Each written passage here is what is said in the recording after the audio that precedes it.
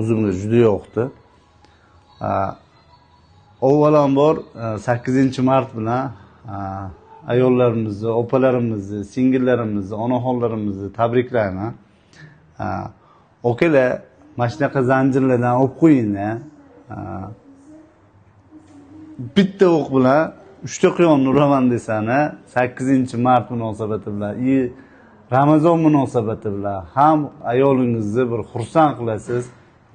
Eng zo'ri tillaga qilingan investitsiya, bu to'g'ri investitsiya, pulingizni saqlab qolishga ham sizga foyda bo'ladi. Bu ko'tariladiki, tushmaydi. Shunaqangi original tilla zanjirlar kerak bo'lsa, Gold Investga bizga Namangan filialiga kelinglar. Hammasini sertifikati bilan, litsenziyasi bilan beramiz.